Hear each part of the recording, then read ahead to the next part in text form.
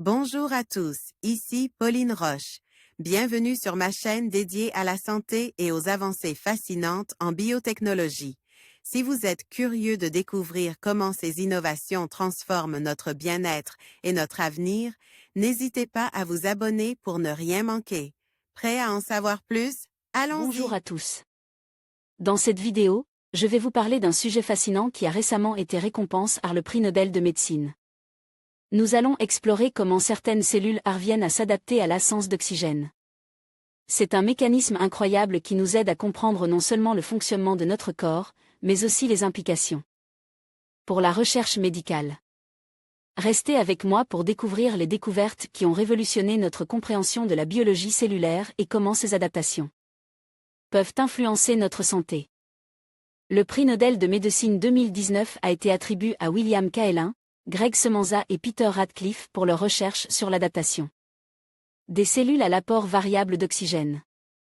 Plus spécifiquement, ils ont résolu le mystère du mécanisme moléculaire à l'origine de l'adaptation à l'hypoxie. Cette année, 3 personnes sont récompensées par le prix Nobel de médecine ou physiologie. Il s'agit de William G. Kaelin Jr., Sir Peter J.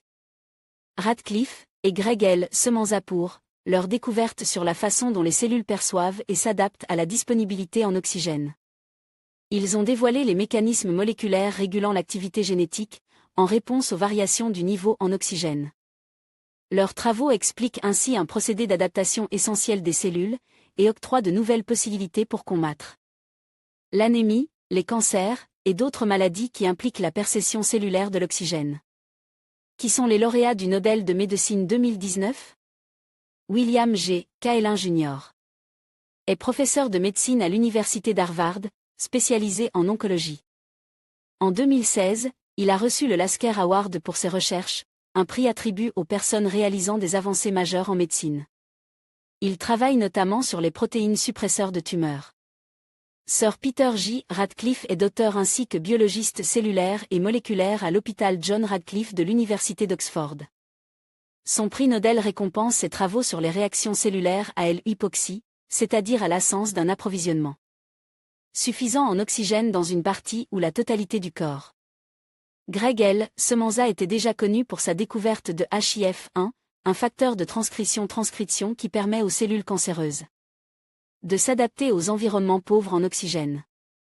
Il est professeur de médecine génétique, de chimie biologique, de médecine, de pédiatrie, et aussi de radio-oncologie et de radiation moléculaire. Pourquoi sont-ils récompensés ? Le début d'une enquête. Le prix Nobel de médecine leur est décerné pour leur explication du mécanisme moléculaire encadrant la réponse cellulaire aux variations d'oxygène, et plus précisément à l'absence d'oxygène. Une réponse clé à l'hypoxie est l'augmentation des niveaux des érythropoïtines, EPO, une hormone majoritairement produite par les reins. Elle stimule la prolifération des cellules souches précurseurs des érythrocytes, ou hématies, encore plus communément appelées globules rouges. Ainsi, l'augmentation des niveaux d'EPO entraîne une production accrue d'érythrocytes. Semenza travaillait sur la façon dont les taux d'oxygène régulent le gène de l'EPO, tout comme Radcliffe. Ils ont tous les deux trouvé, indépendamment, que le mécanisme de perception de l'oxygène était présent dans tous les tissus, et pas seulement dans les reins où est produit l'EPO. Il serait induit par un segment des ADN localise à côte du gène de l'EPO.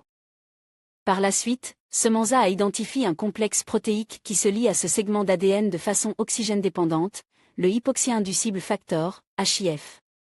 En 1995, il a découvert les gènes codant l'HIF, qui est composé de 2 sous-complexes protéiques, HIF1 et ARNT. Ainsi, lorsque les niveaux d'oxygène sont élevés, les cellules contiennent peu de HIF1. Tandis que si les taux d'oxygène sont bas, les quantités des HIF1 augmentent pour réguler l'EPO à la hausse.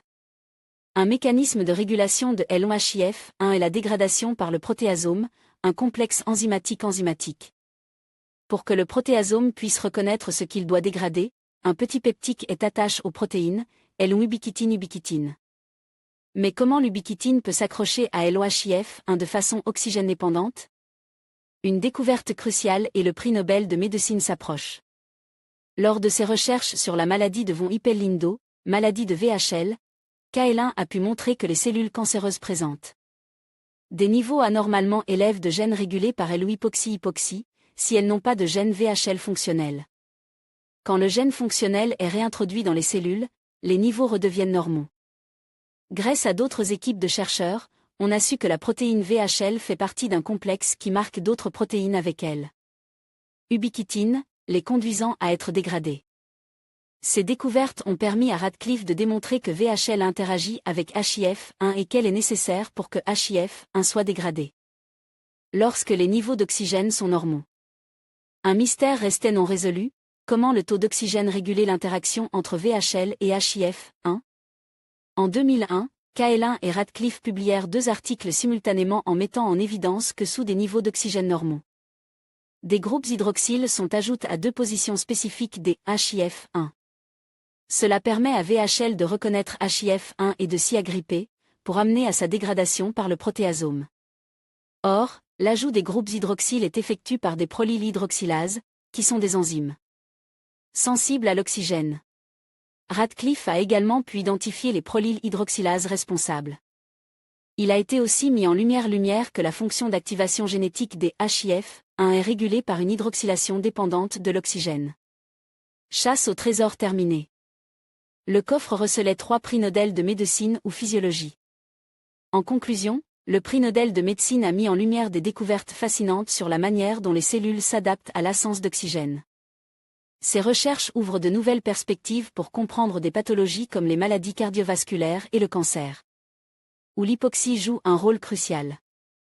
En approfondissant nos connaissances sur ces mécanismes, nous pourrions développer des traitements innovants et améliorer la qualité de vie des patients.